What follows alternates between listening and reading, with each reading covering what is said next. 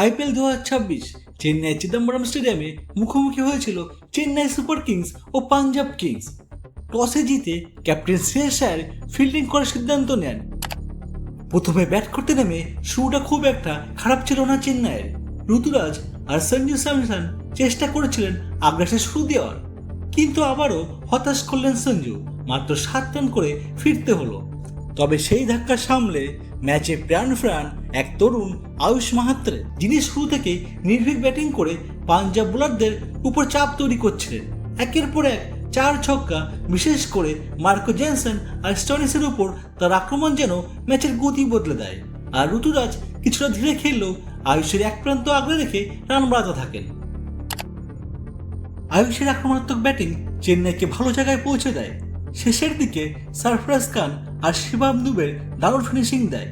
সরফরাজের দ্রুত 32 আর দুবের অপরাজিত 45 রানের ইনিংসে 20 ওভারে 209 রানের একটা শক্তিশালী স্কোর দাঁড় করায় চেন্নাই, যা দেখে মনে হচ্ছিল এই ম্যাচ তাদের হাতেই।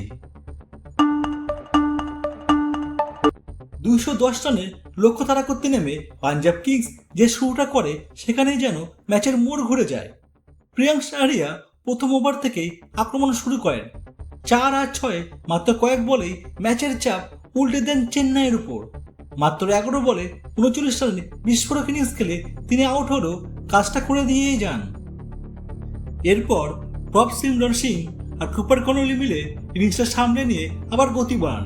দুজনে দারুণ ব্যাটিং করে দলকে এগিয়ে নিয়ে যান। আর এরপর মঞ্চে আসেন শ্রেয়াস আয়ার। প্রথম ম্যাচে ব্যর্থ হওয়া শ্রেয়াস এই ম্যাচে নিজের ক্লাস দেখান। চেন্নাইয়ের পিছে কিভাবে খেলতে হয় সেটা যেন বুঝিয়ে দেন। 29 বলে 50 রান করে ম্যাচটাকে একেবারে পাঞ্জাবের দিকে নিয়ে যান। আর তখন থেকে স্পষ্ট হয়ে যায় এই ম্যাচ আর চেন্নাইয়ের হাতে নেই। শেষ পর্যন্ত খুব বেশি চাপ না নিয়ে 8 বল বাকি থাকতেই 5 উইকেটে ম্যাচ জিতে নেয় পাঞ্জাব কিংস।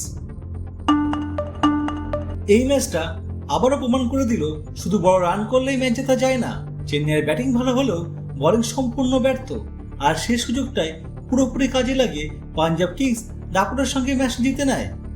একদিকে আয়ুষের লড়াই, অন্যদিকে শ্রেয়াসের ম্যাচ জেতানোর ইনিংস, আর মাঝখানে সিএসকের ভুলগুলোই শেষ পর্যন্ত পার্থক্য করে দেয়। বন্ধুরা, আপনারা কি মনে করেন সিএসকে ধোনিকে ছাড়া কামব্যাক করতে পারবে? কমেন্ট করে অবশ্যই জানাবেন। ভিডিওটি ভালো লাগলে লাইক, শেয়ার এবং সাবস্ক্রাইব করুন। দেখা হবে পরবর্তী ভিডিওতে। ধন্যবাদ।